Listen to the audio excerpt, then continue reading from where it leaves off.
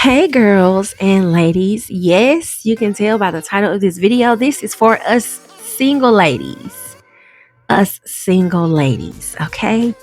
I don't know why people feel bad when they're single. I do know why, actually. Coming from someone who's been single before and didn't know what to do, I've been through it for y'all. So, listen to this video. Let's talk about something a lot of people get uncomfortable with, but it's the truth. And I'm going to tell you why these people get uncomfortable with this topic. It's because they know it's the truth and it's going to require them to do some work to get access to you, or because they're not single like you and they know you're shining a little different than them. Okay? For the men, they do not want us to know this. And for the women some women that are taken, some of them really do hate single women. And I think it's because of an insecurity, because they know they're with someone that isn't faithful. So instead of being mad at that person, they're mad at the single ladies that this person goes after. Anywho, this is not about them. It's about us ladies. I'm so passionate about everything I'm dropping this month, February. It's about us ladies getting together, doing what we do, being great, leveling up. It's about us. It's not about anyone else. Okay? So there's a very specific power that comes with being a single woman. And when you combine that with your beauty, self-awareness, and being intentional, that's when your life opens up in ways that people do not like to admit. And going through this, I wish I knew. It's like I'm forehead hitting myself. I'm palm slapping my forehead because it's like I wish I knew this. Why didn't I know this? I really wish I knew this, ladies. I really wish I knew this. So February is going to be about choosing ourselves, creating more abundance, and just living a full, prosperous life. And this conversation fits perfectly into that. So I have 6 talking points for you. I need you to take notes, ladies. You hear me snapping that finger?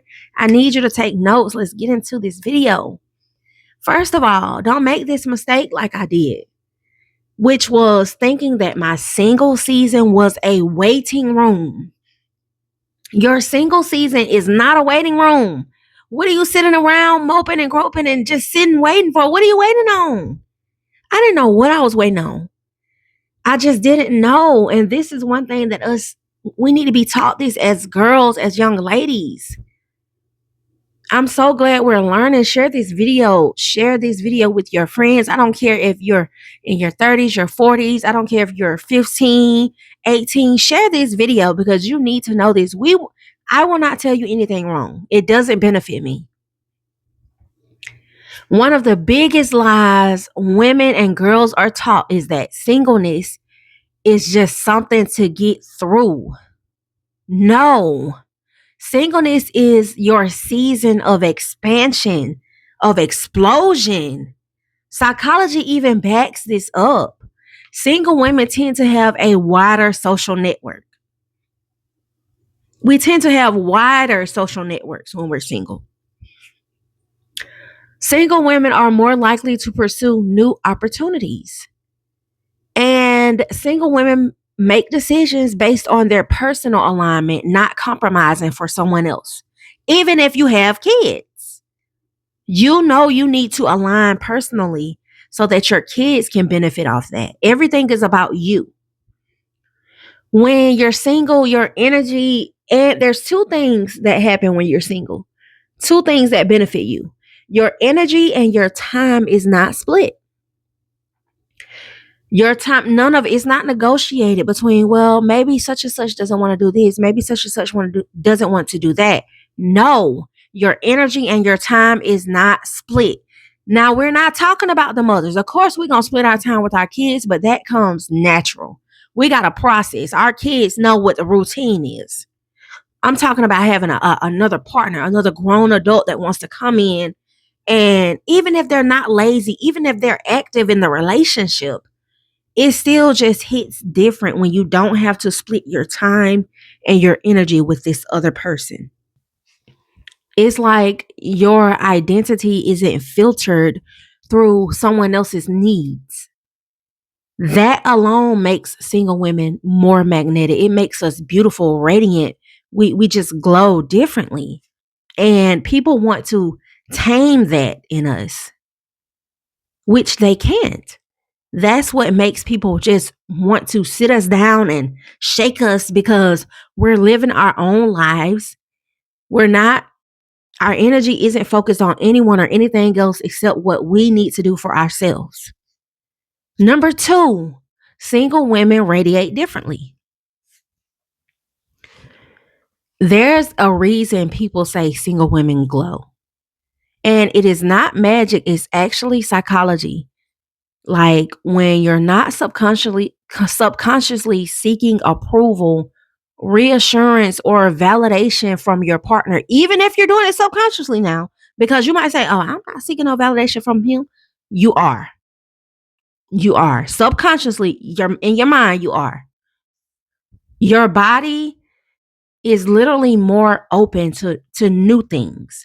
It's like when you get into a relationship or married, you're closed off. That part of your body is closed off. It's just something we women naturally do. And when you're single, your body language is more open.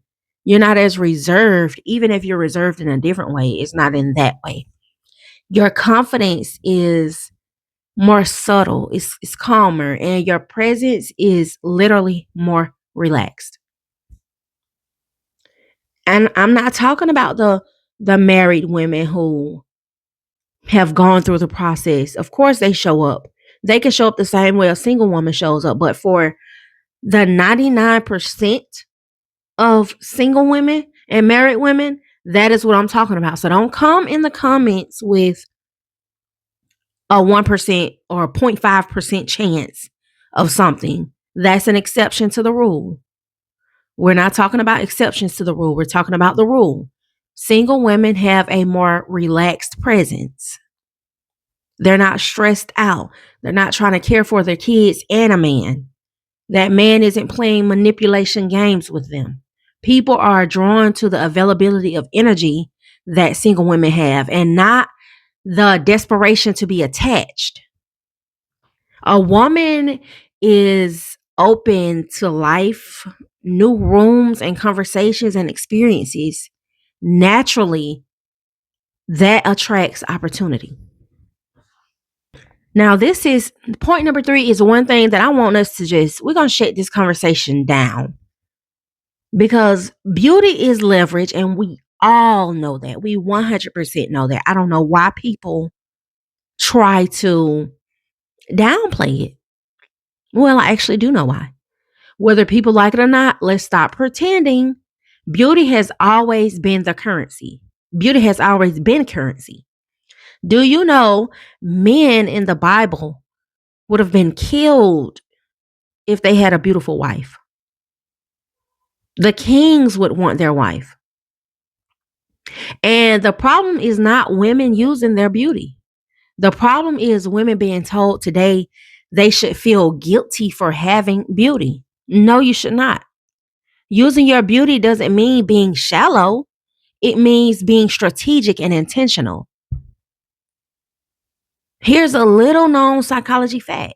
People subconsciously associate attractive individuals with competence, trustworthiness, higher status. You get better roles, more pay. That affects your job opportunities, your networking opportunities, social access, how seriously you're taken. Ignoring that reality doesn't make you moral. It just makes you, in a sense, ignorant, or we can say unprepared. So the reason why the naysayers get so loud is because they're usually your loudest critics are usually the people who want access to you without effort.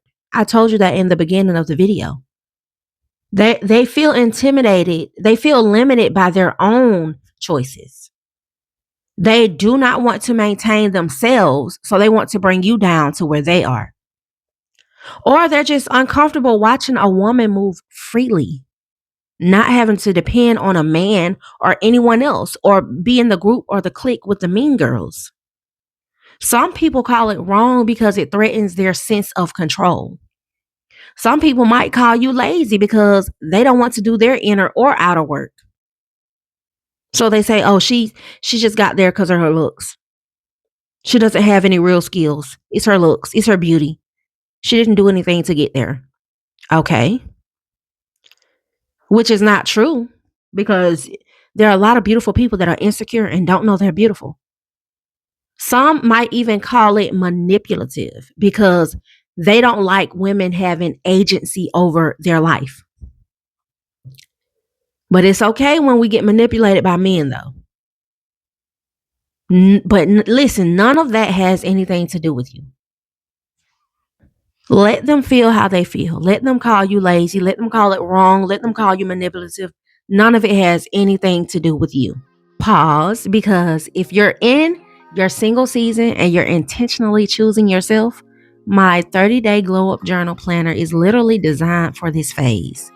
It helps you get clear on your goals, build discipline, strengthen your self-worth, and align your habits with the life you want. It's linked in the description for the women who are serious about evolving, not just talking about it. Now let's get back into the video. I want to make it clear this isn't about men. It's about us, and it's about the momentum we can have. This conversation is not an anti-love conversation. It's a pro-self conversation. It's about a woman who knows how to leverage her time, her beauty, and her energy, even though she's not in a relationship, all while she's not in a relationship. You should not lose any of that when love comes. It should just add to your life. The danger isn't using your advantages. The danger is wasting them trying to be palatable to people who benefit from you staying small. They will always love you when you're small. They will never complain about you when you're small. But when you start to change, when you start to figure out, hey, I actually am beautiful. I actually do like my nose. I actually do like these high cheekbones. I actually do like my strong face. I actually do love how slim I am. I get great opportunities being slim. I'm not walking around feeling insecure about myself. Others are making me insecure because they are not as slim as I am. I actually like my big lips. I actually love my bushy brows. It makes me look different. That's when people start to complain. Before we go, I want you to know that choosing yourself creates abundance. When you stop centering your life around being validated and you start centering your life around access, you think bigger, you move faster, you take more risks overall, and you say yes to rooms that you would have declined because you were insecure. You weren't taking advantage of your beauty. You were scared of people thinking, oh, she's single. She's in here just trying to come up. You start to go into those rooms with confidence, with your head held high. And abundance responds to that. You want to know what it responds with? More big ideas to think about, more opportunities, more rooms to step into. Not because you're chasing, but because you're open and you're taking advantage of what God gave you. So before we go, I just want you to know that your single season is not a gap. It's for you to take advantage, build your life, create fullness in your life. Your beauty is also not a weakness, and your desire for a full, abundant life does not make you selfish. This is Pretty Girl Rich era, evolving into womanhood, where we heal, level up, and become the best version of ourselves. If this resonated with you in any way, make sure you like, comment, and subscribe. Let me know in the comments, are you choosing yourself this season, or are you shrinking for comfort? I'll see you in the next one. Bye, loves.